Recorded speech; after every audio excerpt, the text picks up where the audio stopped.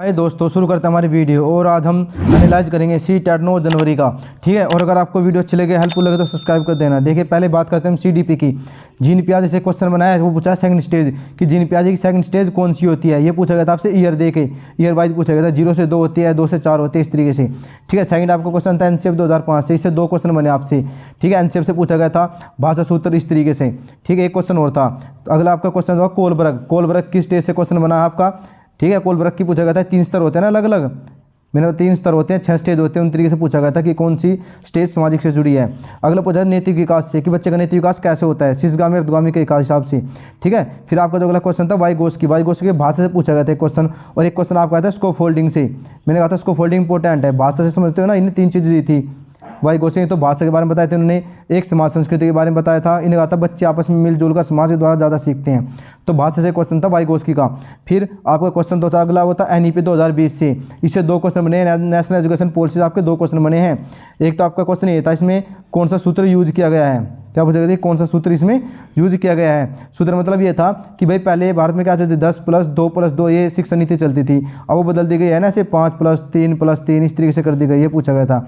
फिर आपसे पूछा गया रचनात्मकता यानी क्रिएटिविटी की, क्रिएटिविटी मतलब बच्चा कैसे क्रिएटिविटी करता है। तो जो ऑप्शन रचनात्मकता वाला होता है ना, वो सही माना जाता है। आगे देखिए समाजीकरण से पूछा गया था द्वितीय समाजीकरण क्या होता है। तो 2 तरह के समाजीकरण थे, एक तो प्राथमिक, एक तो द्वितीय। जो आपका प्राथमिक होता है उसमें क्या होता है, उसमें आपकी फैमिली आते हैं, बस ये याद रखना। बाकी सारे किस में आ जाते हैं, सेकेंडरी में यानी द्वितीय में। तो द्वितीय पूछा गया आपसे, घर पड़ोस ये सभी होते हैं। फिर था बहुबुद्धि का सिद्धांत, किसने दिया था, सबको पता है, गार्डनर ने दिया था। ये कितने सिद्धांत दिए थे, 8 सिद्धांत NCERT मानता है, लेकिन वास्तव में 9 दिए थे। फिर पूछा गया था वही अधोगामी और शीर्षगामी विकास का सिद्धांत क्या होता है। अधोगामी क्या होता है, शीर्षगामी क्या होता है। शीर्षगामी होता है जो आपके टॉप से यानी सिर से लेकर कहाँ तक चलता है, आपके पैर तक चलता है। और ये क्या होता है अधोगामी, जो केंद्र भाग से कहाँ की ओर चलता है, बाहर की ओर चलता है। तो हमने CDP के क्वेश्चन आपको बता दिए कौन कौन से आए थे। अब हम आगे एनालाइज करते हैं, आगे बताते हैं आपको EVS के बारे में कि कौन कौन से EVS के क्वेश्चन बने हैं। ये क्वेश्चन बना आपका राजस्थान के नृत्य से, राजस्थान का डांस पूछा गया था। सेकंड जो आपका क्वेश्चन था हाथी झुंड में कैसे रहते हैं, कितने साल तक रहते हैं, इस तरीके से। स्रोत के बारे में पूछा गया था कि कौन सा जानवर है तो पेड़ पर अपने जीवन में ज़्यादातर समय पेड़ पर बिताता है, तो कौन सा था, स्लोथ था वो। फिर पूछा गया था मधुबन पेंटिंग के बारे में। फिर अरब सागर के तटीय क्षेत्र के बारे में पूछा गया। और नेक्स्ट जो क्वेश्चन था पंख के बारे में था, पक्षी के पंखों के बारे में पूछा गया था, कौन सा पक्षी कैसे इस तरीके से था पंखों के बारे में। फिर महाराष्ट्र का भोजन पूछा गया। और अगला जो क्वेश्चन था गोलकोंडा का किला। फिर मणिपुर का डांस से 2 क्वेश्चन बन गया। डांस वेरी इंपॉर्टेंट है भाई, इंपॉर्टेंट लिख लेना इस पर। ठीक है, एक राजस्थान पूछा गया, एक आप पूछा गया सी शिफ्ट में मणिपुर का। और लखनऊ से राजस्थान की दिशा विशा के बारे में क्वेश्चन पूछा गया था।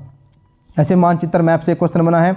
और एक आपका जो क्वेश्चन बना NEP 2020 का फॉर्मूला सूत्र, देखो मैंने कहा था ना सूत्र, तो 2 बार रिपीट हुआ है क्वेश्चन एक बार तो आपका CDP में रिपीट किया है इन्होंने, और एक किया है EVS में सेम क्वेश्चन 5+3+30, ये नया चेंज आया इसमें। हिंदी में क्या था, प्रदूषण पर निबंध, महात्मा गांधी के जीवन पर निबंध, तो उससे क्वेश्चन छाटने थे, क्वेश्चन आंसर। और साथ ही क्या था प्रत्यय, संधि, विलोम, ये सब आपको इनके अंदर से छाटने होते, अलग से कुछ नहीं पूछा जाता। एक बीमारी पूछ रहे थे, डिप्रेशन बीमारी के बारे में पूछा गया था हिंदी में। और आपको पता है, और तो वही पैडागोजी, जो पैडागोजी थी ना, सारी रिपीटेड क्वेश्चन थे भाई। 15 में से 10 क्वेश्चन ये थे जो रिपीटेड थे, यानी पहले आ चुके हैं। मैथ में क्या क्या, एडिशन सब्ट्रैक्शन से एक क्वेश्चन था। एक सिमेट्री पूछी गई थी ABCD। सिमेट्री समझते हैं कौन सी लाइनें सेम होती है, किस तरीके से दिखाई देती है ऐसे, ठीक, यानी सेम है। तो हमेशा इसमें A में सेम है और किस में, A में सेम नहीं होती, देखो B में, C में, D में, इस तरीके से सेम पूछा गया था किस में होती है। ठीक है, तो A में सेम नहीं होती, B में होती है। 20 से काटोगे ना तो एक जैसे दिखाई देगा इधर ऐसे। ठीक है, समपूरा कोण पूछा गया, समपूरा कोण का मान कितना होता है, आपको सबको पता है कि 180 डिग्री होता है, ये पूछा गया था। फिर पूछा गया डिस्टेंस किलोमीटर को मीटर पर सेकंड में चेंज करना, कोई डिस्टेंस दे रखी तो उसे चेंज करना था। डाटा हैंडलिंग से क्वेश्चन पूछा गया था। ये पूछा गया था आपका बहुलक पूछा था डाटा हैंडलिंग में। और फ्यूचर पूछा गया था। फिर पाई चार्ट से एक क्वेश्चन आया था, सिंपल क्वेश्चन था, नॉर्मली बस वैल्यू निकालनी थी कैलकुलेशन करके। वर्ग की भुजा दे दी 40 सेंटीमीटर, पूछा गया था क्षेत्रफल, सबको पता है कि A का वर्ग होता है, ये फॉर्मूला। और 40 की क्या आती है, 2 बार गुणा करनी थी, मैं 1600 आंसर आता है इसका। क्षेत्र में से पूछा गया था आयत के बारे में क्वेश्चन था, एक परिमाप पूछा गया था इसका। और ये क्वेश्चन पूछा गया था कि A/4 A/2 के बीच की संख्या क्या है। और ये चैप्टर जो मैंने पहले बता रखे, देखो डाटा हैंडलिंग, वर्ग, आयत, ये सब ये मैंने अपनी वीडियो में बता रखे कि इनसे क्वेश्चन बनते हैं।